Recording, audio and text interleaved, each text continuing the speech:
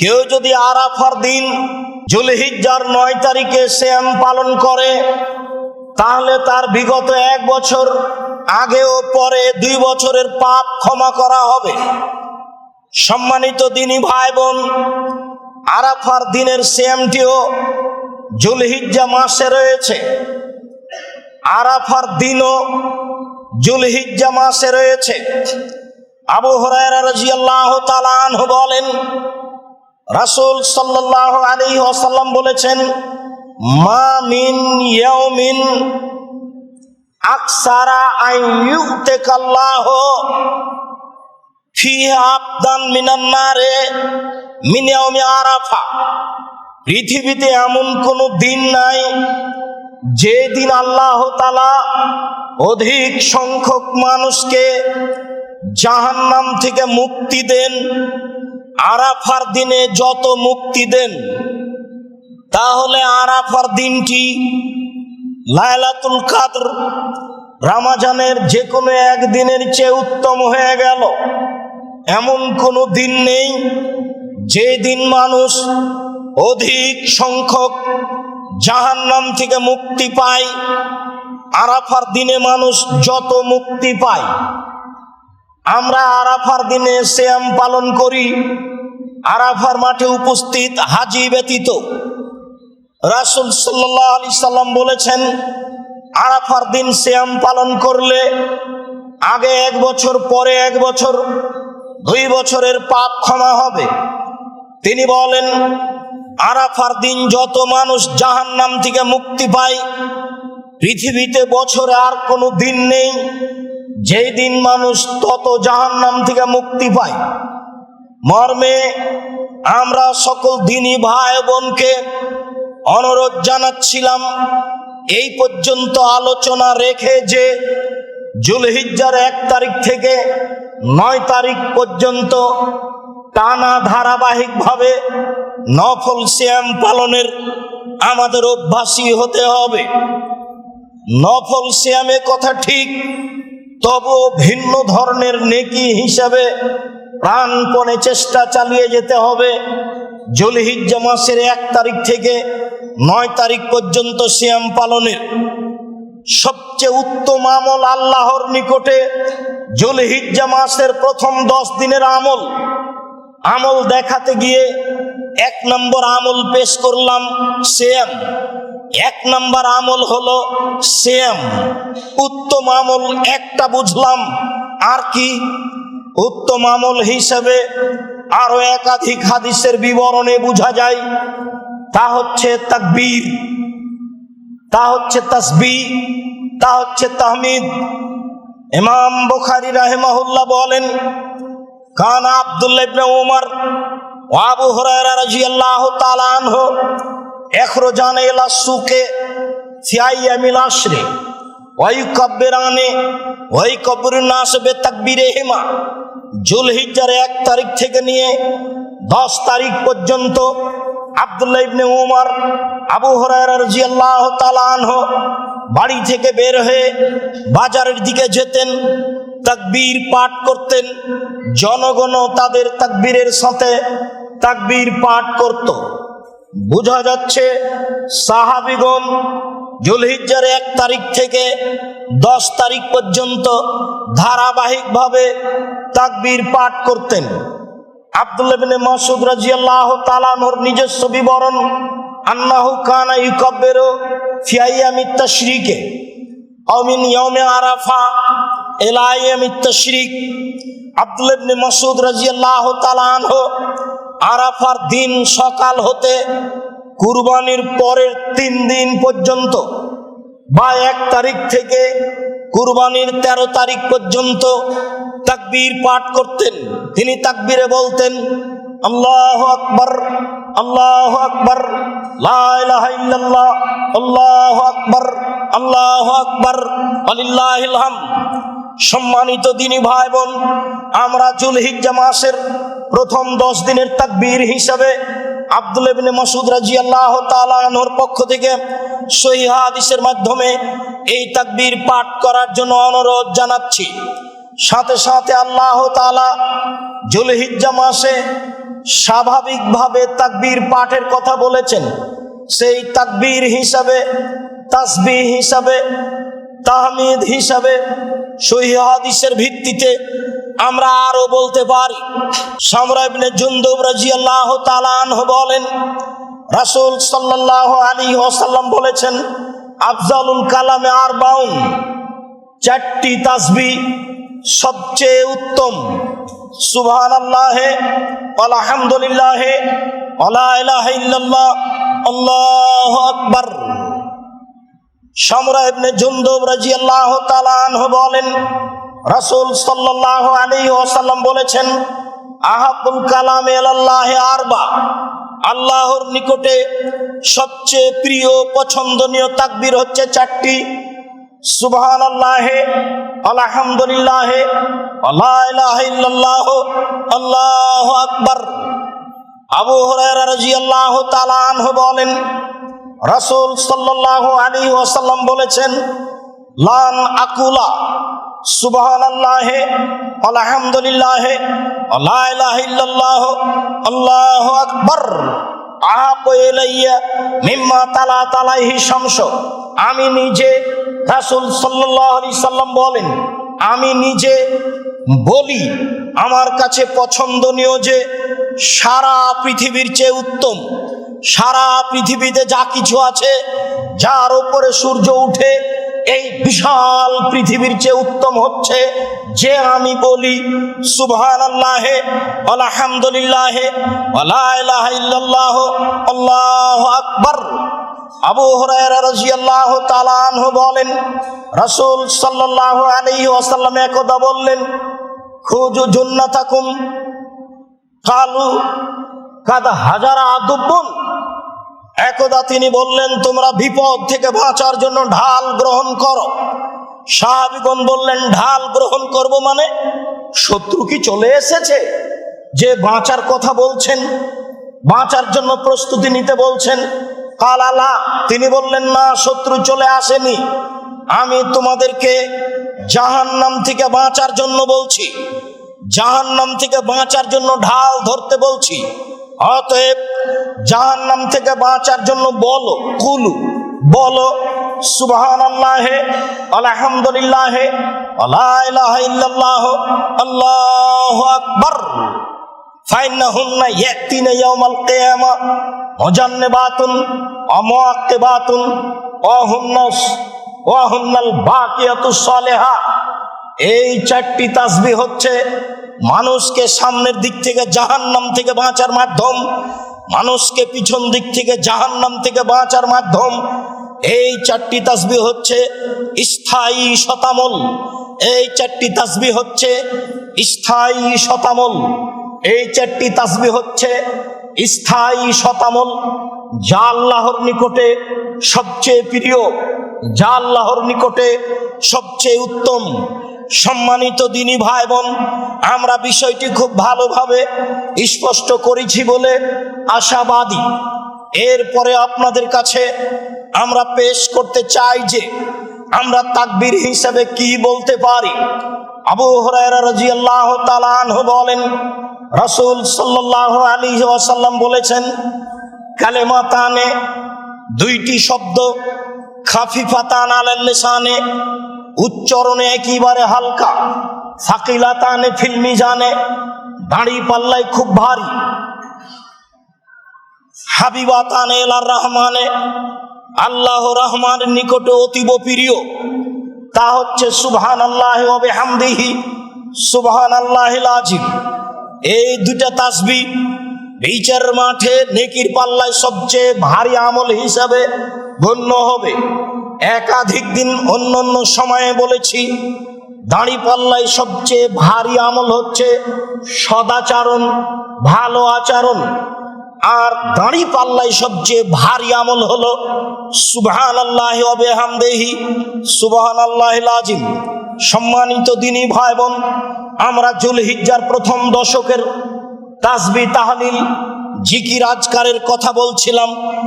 এই হচ্ছে সিয়াম, এই হচ্ছে তাসবিহ, এই হচ্ছে তাকবীর, এই হচ্ছে তাহমিদ, আল্লাহর প্রশংসা করা, আল্লাহর বড়ত্ব বর্ণনা করা, আল্লাহকে পবিত্র বলে ঘোষণা করা, আল্লাহ ছাড়া কোনো মাবুদ নাই এই বলে ঘোষণা করা।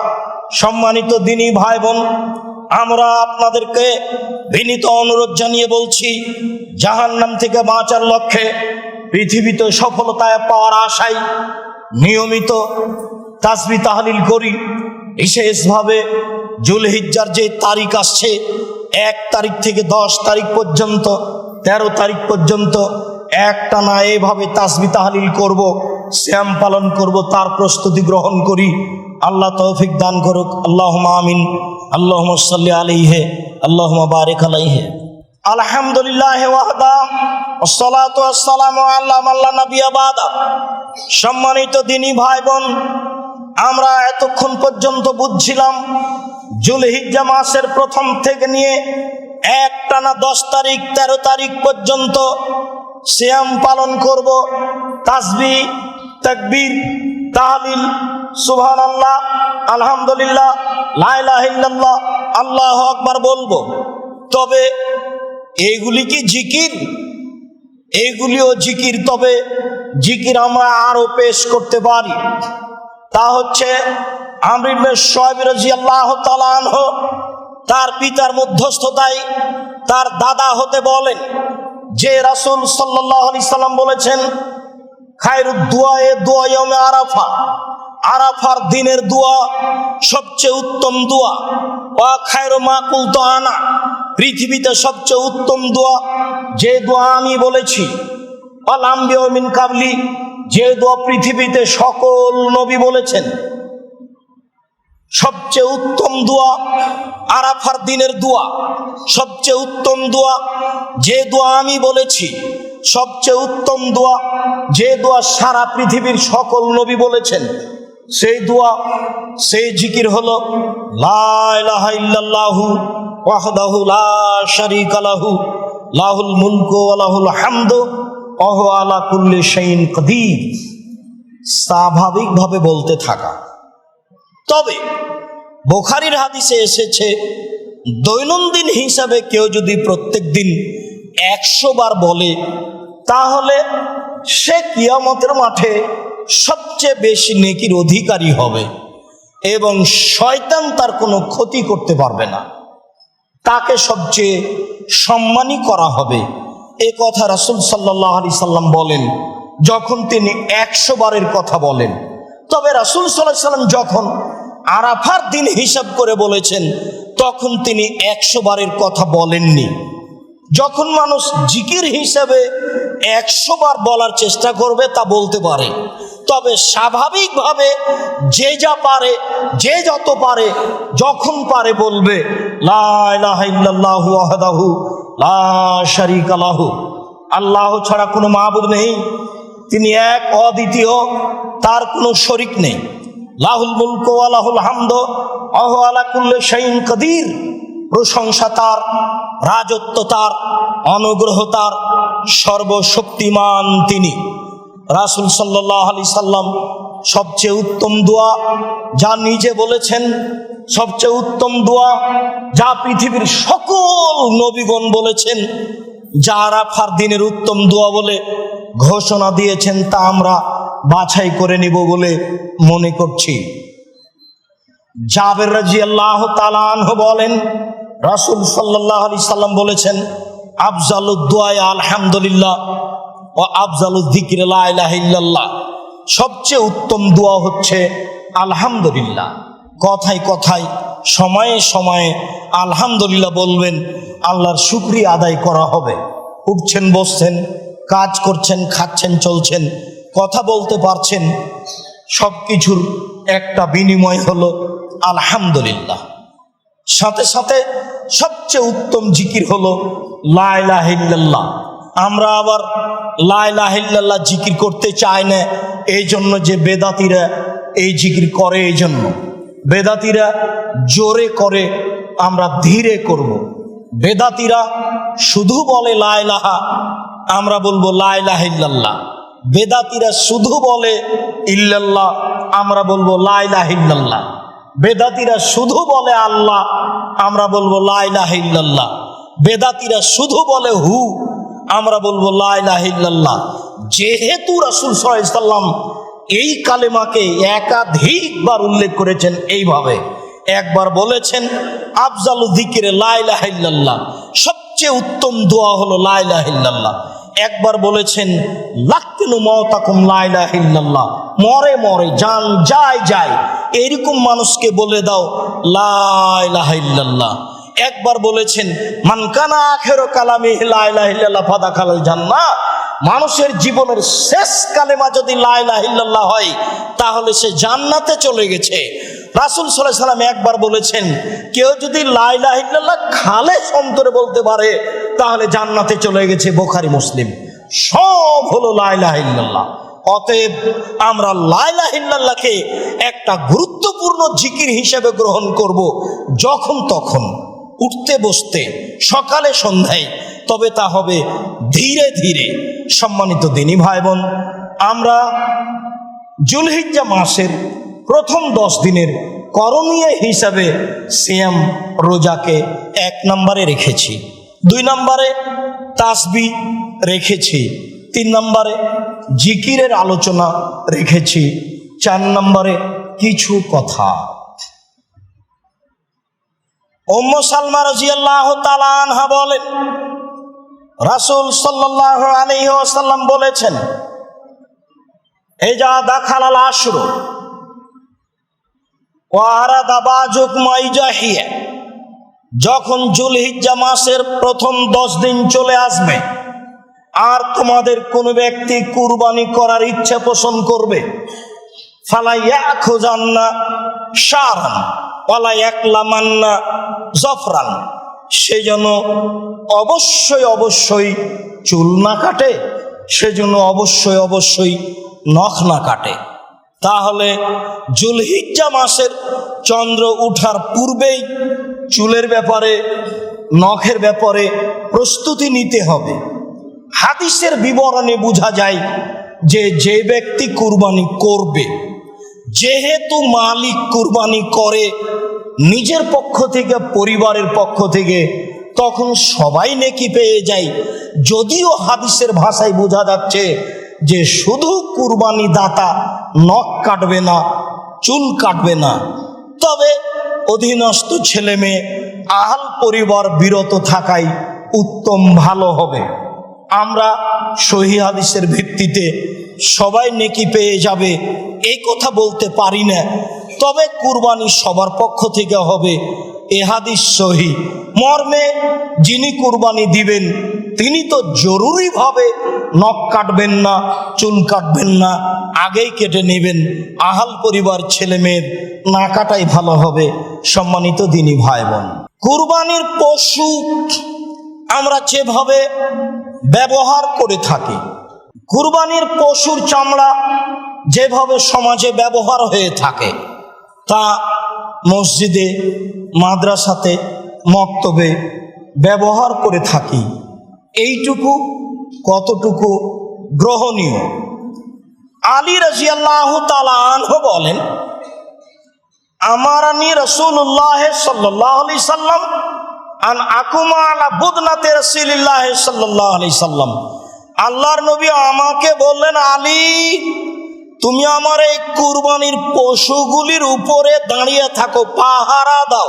আর আমাকে আদেশ করলেন ওয়ান আতাসাদ্দাকা বেলাহমেহা ও জলুদেহা ও আজিল্লাতেহা ফিল মাসাকিন, আর বলে দিলেন গোশত, চামড়া, শীত থেকে বাঁচার জন্য পশুর ব্যবহৃত বস্ত্র, রাজশাহী চাঁপাই নবগঞ্জের ভাষায় ঝুল, এইগুলি মিসকিনদের মাঝে বন্টন করে দেওয়ার আদেশ করলেন। বলে দিলেন গোশত বন্টন করে দাও, চামড়া বন্টন করে দাও।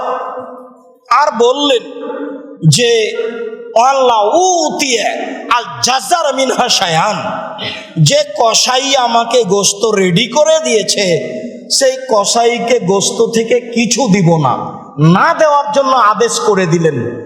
এই সাবধান, যে কুরবানির গোশত রেডি করে দিয়েছে, জবে করে দিয়েছে, তাকে কুরবানির গোশত দিবা না।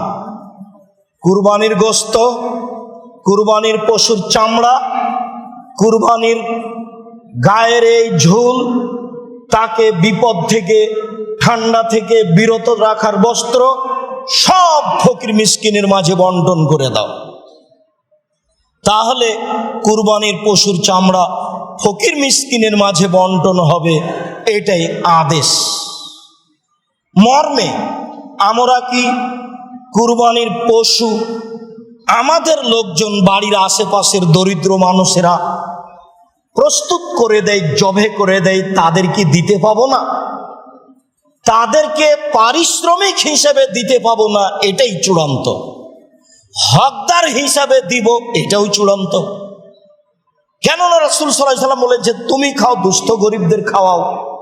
তাহলে দুস্থ গরিব মানুষ আমার কাজ করে দিয়েছে, তাকে আমি সেই হিসাবে দিব, দুস্থ হিসাবে দিব, এটাও চূড়ান্ত। পারিশ্রমিক হিসেবে দিব না, এটাও চূড়ান্ত। যে আমার কাজ করে দিল সে যদি অমুসলিম হয়, তাহলে কি আমি কাজ করে নিতে পারি? জি, অমুসলিম দিয়েও আমি আমার কুরবানির পশু খালিয়ে নিতে পারি, চামড়া ছাড়িয়ে নিতে পারি, অমুসলিমকেও গোশত দিতে পারি। প্রমাণ, রাসূল সাল্লাল্লাহু আলাইহি সাল্লাম ইহুদির বাড়িতে খেয়েছেন। রাসূল সাল্লাল্লাহু আলাইহি সাল্লাম অমুসলিমদের পাত্র হতে পানি ব্যবহার করেছেন। রাসূল সাল্লাল্লাহু আলাইহি সাল্লাম হিন্দুদেরকে মুশরিকদের উপঢকন দিয়েছেন। রাসূল সাল্লাল্লাহু আলাইহি সাল্লাম অমুসলিমদের থেকে উপঢকন গ্রহণ করেছেন। সব ধারাবাহিকভাবে বুখারী মুসলিমের হাদিস। মর্মে তাদের কাছ থেকে কাজ নেওয়া যায়, তাদেরকে পারিশ্রমিক দিয়ে দেওয়া যায়। কিভাবে, কি বলে কুরবানির পশু জবে করব? একাধিক সহিহ হাদিস দ্বারা বোঝা যায় যে আল্লাহর নবী পশুটিকে ফেলে দিলেন, আমি দেখলাম। তিনি পশুর চোয়ালের উপরে পা চাপিয়ে দিলেন, পা চাপিয়ে দিয়ে বললেন বিসমিল্লাহ আল্লাহু আকবার, আমি আল্লাহর নামে, আল্লাহ সবচেয়ে বড়, এই বলে জবে করলেন। তিনি বললেন আল্লাহুম্মা তাকাব্বাল মিন মুহাম্মাদ ওয়া আলি মুহাম্মাদ, আল্লাহ তুমি মুহাম্মাদের পক্ষ থেকে, মুহাম্মাদের পরিবারের পক্ষ থেকে কবুল করো। তাহলে বলার পদ্ধতি কেমন হতে পারে? এইভাবেই হোক, আল্লাহ তুমি আমার পক্ষ থেকে, আমার পরিবারের পক্ষ থেকে কবুল করো, বিসমিল্লাহ আল্লাহু আকবার, এটাই পদ্ধতি। আল্লাহ তুমি আমার পক্ষ থেকে, আমার পরিবারের পক্ষ থেকে কবুল করো, বা আমি আহমদ, আহমদের পক্ষ থেকে, আহমদের পরিবারের পক্ষ থেকে কবুল করো, বিসমিল্লাহ আল্লাহু আকবার, ওয়াও দিয়ে বিসমিল্লাহ আল্লাহু আকবার। নিজে কুরবানি করবে, পশু জবে করবে, এটাই সুন্নাত। একাধিক বুখারী মুসলিমের হাদিস। অন্যর মাধ্যমে পশু কুরবানি জবে করে নেওয়া যায়, এটাও সহিহ হাদিস। আলী রাদিয়াল্লাহু তাআলা আনহু বলেন রাসূল সাল্লাল্লাহু আলাইহি সাল্লাম নাহারা সালাসা ওয়া সিত্তিনা বাকারা আও বুদনা, আল্লাহর নবী নিজে হাতে 63টি উট কুরবানি করলেন বা গরু জবে করলেন। সুমাতা আলিয়েন, তারপর আলীকে দায়িত্ব দিয়ে দিলেন, ওয়া নাহারা মা বাকিয়া, বাকি 100-র মধ্যে 63টি বাদ দিলে আর কতটি থাকলো? 37। কটে যে থাকলো? বাকি আলী রাদিয়াল্লাহু তাআলা আনহু জবে করলেন। তাহলে কুরবানি আল্লাহর রাসূলের, কিন্তু হস্তান্তর করলেন কুরবানি করার জন্য আলীর হাতে। হাদিস বুখারী মুসলিম। বোঝা যাচ্ছে অন্যের মাধ্যমেও কুরবানি করে নেওয়া যায়। সাথে সাথে মহিলারা কি কুরবানির পশু জবে করতে পারে? পারে। কাব ইবনে মালিক রাদিয়াল্লাহু তাআলা আনহু বলেন, কানা লাহু গানামুন বেসালাতিন, কাব ইবনে মালিকের একটা ছাগলের পাল ছিল সালা নামক পাহাড়ে। তারা সেখানে ছাগলগুলি চড়ছিল। ফাবসারাত জারিয়াতুনা বিসাতিন, তো আমাদের দাসী মহিলা দেখলো যে আমাদের পালের একটা ছাগল মারা যাচ্ছে। ফাকাসারাত হাজরান, সে একটা পাথরকে ভাঙলো। ওয়াজাবাহাত হাবিহি, তারপর মহিলাটি ওই পাথর দিয়ে ওই ছাগলটাকে জবে করে দিল। ফাসালান নবী সাল্লাল্লাহু আলাইহি সাল্লাম, বিষয়টি রাসূলকে জিজ্ঞাসা করা হলো। ফামারা বিআকলিহা, রাসূল সাল্লাল্লাহু আলাইহি সাল্লাম বললেন তোমরা ছাগলের গোশত খেয়ে নাও। বুখারী মুসলিম। বিবরণে বোঝা যাচ্ছে মহিলারা গরু ছাগল মুরগি জবে করতে পারে, সাহস হলে, পরিস্থিতি অনুকূলে হলে, কেউ না থাকলে, যা বিবরণে স্পষ্ট বোঝা যায়। কুরবানির পশুর গায়ে, কুরবানির পশুর শিঙে লাল ফিতা কাপড় লাগানো যায় কি? যায়। আয়েশা রাদিয়াল্লাহু তাআলা আনহা বলেন, ফাতালতু বদনাতা রাসূলুল্লাহ সাল্লাল্লাহু আলাইহি সাল্লাম বিয়াদাইয়া, আমি কালাদা বদনাতে রাসূলুল্লাহ সাল্লাম, আমি রাসূলের কুরবানির পশুর গায়ে মালা, জুতার মালা, মালা ঝুলাবো বলে মালাটাকে আমি নিজে হাতে বানিয়েছি। আয়েশা রাদিয়াল্লাহু তাআলা আনহার নিজস্ব বিবরণ, উনি বলছেন এটা আমি নিজে হাতে তৈরি করেছি। ফাকাল্লাদাহা ওয়া আসরাহা ওয়াদাহা, আল্লাহ রাসূল আমার হাতে বানানো মালাটা ওই উটের গলায় ঝুলিয়ে দিলেন। তারপর কুজের বাম ডান দিকে একটু চিরে দিলেন, রক্ত বের হয়ে গেল, তিনি মুছে দিলেন। তারপর তাকে তিনি মদিনা হতে মক্কার দিকে মানুষের মাধ্যমে পাঠিয়ে দিলেন। ঘোষণা হবে যে কুরবানির পশু, কুরবানির পশু কাজে ব্যবহার করা যায়। একজন কুরবানির পশু নিয়ে হাঁটছে, আল্লাহ রাসূল বলছেন ইরকাবাহা, তখন লোকটি বলছে হাজি বাদনা, আরে এটি আপনি আরোহণ হতে বলছেন কেন? এটা কুরবানির পশু।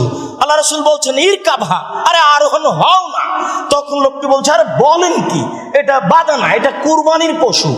তখন আবার আল্লাহ রাসূল বলছেন ইরকাবাহা, আরে তুমি সওয়ার হও না, ওয়াইহা, তোমার ক্ষতি হোক, আমি বলছি তুমি সওয়ার হও উটের উপরে, আর তুমি বারবার বলছো কুরবানির পশু। বুখারী মুসলিম। কুরবানির জন্য উল্লেখ হওয়ার পরেও তাকে দিয়ে কাজ নেওয়া যায়, যদিও আমাদের এলাকায় তাকে দিয়ে কাজ নেওয়া যায় না বলে মনে করা হয়। কর্জ নিয়ে, ঋণ নিয়ে কুরবানি করা যায়, যেহেতু নেকির কাজ। যদি ঋণ কর্জ সহজেই পরিশোধ করা সহজ সম্ভব হয়। সম্মানিত দিনী ভাই বোন, কুরবানির পশুর ব্যাপারে আমরা বিবরণগুলি সংক্ষিপ্তভাবে পেশ করছিলাম। যদি কোনো জায়গায় বাকি থেকে যায় সময় সাপেক্ষে বা ঈদের দিনে আবারও বলা হবে। আমাদের আজকের আলোচনার পুনরাবৃত্তি, আমরা সমস্ত সকল দিনী ভাই বোনকে বিনীতভাবে অনুরোধ করতে চাই যে আপনারা কুরবানির 1 তারিখ থেকে, জুলহিজ্জার 1 তারিখ থেকে 10 তারিখ পর্যন্ত ইবাদত করার জন্য প্রস্তুতি গ্রহণ করুন। ইবাদত হিসাবে সিয়াম, রোজা, ইবাদত হিসাবে তাসবিহ তাহলিল জিকির আজকার, ইবাদত হিসাবে দান খায়রাত, নফল সালাত, যেসব মাধ্যমে যেসবভাবে নফল সালাত আদায় করা যায়, এইভাবে প্রথম দশককে আমরা মূল্যায়ন করার জন্য অনুরোধ জানাচ্ছি। কুরবানির পশুর ব্যাপারে কিছু নিয়ম নীতি পেশ করা হলো, সেইগুলি লক্ষ্য করার জন্য অনুরোধ জানাচ্ছি। মর্মে আমরা বলতে চাচ্ছি সকল দিনী ভাই বোনকে, যারা দেশে বিদেশে বসবাস করেন, অবস্থান করেন, আপনাদের প্রাণের প্রতিষ্ঠান জামিয়া সালাফিয়া ডাঙ্গিপাড়া পবা রাজশাহী, আপনাদের প্রিয় প্রতিষ্ঠান জামিয়া সালাফিয়া রূপগঞ্জ নারায়ণগঞ্জ ঢাকা, আপনাদের অন্তরের প্রতিষ্ঠানের ব্যাপারে আপনাদের ভালোবাসা, আন্তরিকতা অগাধ থাকবে, এটাই আমরা আশাবাদী। আপনাদের জামিয়া সালাফিয়ার পক্ষ থেকে অনলাইন আল ইতেশাম টিভিতে সময়ে সময়ে গুরুত্বপূর্ণ প্রশ্নের উত্তর দেওয়া হয়, যা এখন কুরবানির ধারাবাহিকভাবে দেওয়া হচ্ছে। আপনাদের প্রাণের প্রতিষ্ঠান জামিয়া সালাফিয়ার পক্ষ থেকে মাসিক আল ইতেশাম পত্রিকা আছে, যা সারা দুনিয়ার দেশ বিদেশের বাঙালি দিনী ভাই বোনকে আমরা সংগ্রহ করার জন্য অনুরোধ জানাচ্ছি, যাতে রয়েছে 50টি প্রশ্নের উত্তর, যার পিছনে রয়েছে একাধিক লেখক, যার পিছনে রয়েছেন 10 জন মুফতি। কোরআন এবং সহিহ হাদিসের ভিত্তিতে ফতোয়াগুলি লেখা হয়, মর্মে সকল দিনী ভাই বোনকে যে কোনো মূল্যে মাসিক আল ইতিসাম পত্রিকা নেওয়ার পড়ার জন্য অনুরোধ জানাচ্ছি। জামিয়া সালাফিয়ার পক্ষ থেকে আপনাদের জন্য রয়েছে এতিমের সুব্যবস্থা। 200 জনের এতিম অত্র প্রতিষ্ঠানে রয়েছে। যে এতিমের লালন পালন করবে সে জান্নাতে রাসূলের সাথে থাকতে পাবে, এ কথা রাসূল সাল্লাল্লাহু আলাইহি ওয়াসাল্লাম বলেছেন, হাদিস বুখারী মুসলিম। কাজে আপনারা জামিয়া সালাফিকে ভালোবাসেন, মর্মে এতিম লালন পালন করুন। সাথে সাথে জামিয়া সালাফিয়ার পক্ষ থেকে করোনাকে লক্ষ্য করে আপনার এই ফ্রি অক্সিজেন দেওয়ার ব্যবস্থা করা হয়েছে। আপনারা জানেন, আমার আম্মাকে লক্ষ্য করে আব্দুল্লাহ, আব্দুর রহমান, আব্দুর রহিম এরা যে অক্সিজেন সিলিন্ডারের ব্যবস্থা করেছিল, সেইটিকে সামনে রেখে জাতির জনগণের মাঝে, অসহায় দুস্থ গরিবের মাঝে ফ্রি অক্সিজেন বিতরণের পদক্ষেপ নিয়েছে। তাতে আপনারা অংশগ্রহণ করবেন। জামিয়া সালাফিকে যেভাবে ভালোবাসেন সেভাবে সময়ে সময়ে দান খায়রাত, ফ্রি অক্সিজেনে সহযোগিতা, সার্বিকভাবে সহযোগিতা করার অনুরোধ জানিয়ে বলছি, একটু খালেস অন্তরে জামিয়া সালাফিয়ার জন্য দোয়া করবেন। আল্লাহ, তুমি জামিয়া সালাফিকে কবুল করো। যারা জামিয়া সালাফিয়া পরিচালনা করে তাদের ভুল ত্রুটি থাকলে মাফ করো, তাদেরকে তুমি সংশোধন করো। তাদের মাধ্যমে যেন 10 পয়সার ক্ষতি না হয়, তাদের মাধ্যমে যেন 10 পয়সা 100 সুরক্ষিতভাবে জাতির সামনে সেটা চলে যায়, খাত অনুযায়ী যেন চলে যায়, এই তৌফিক তুমি দান করো। সম্মানিত দিনী ভাই বোন, আপনাদের কাছে এই জোরালো দাবি রেখে বলছি, আল্লাহ, আমাদের যারা মারা গেছে তুমি তাদের কবরের শাস্তি মাফ করো। আমরা যারা অসুস্থ তুমি তাদের আরোগ্য দান করো। যারা আমরা বেঁচে আছি তুমি তাদেরকে তোমার রাসূলের পদ্ধতি অনুযায়ী চলার তৌফিক দান করো। তুমি আমাদেরকে যুলহিজ্জা মাসের 1 তারিখ থেকে নিয়ে 10-13 তারিখ পর্যন্ত ইবাদত বান্দিগি করার, 9 তারিখ পর্যন্ত সিয়াম পালন করার তৌফিক দান করো।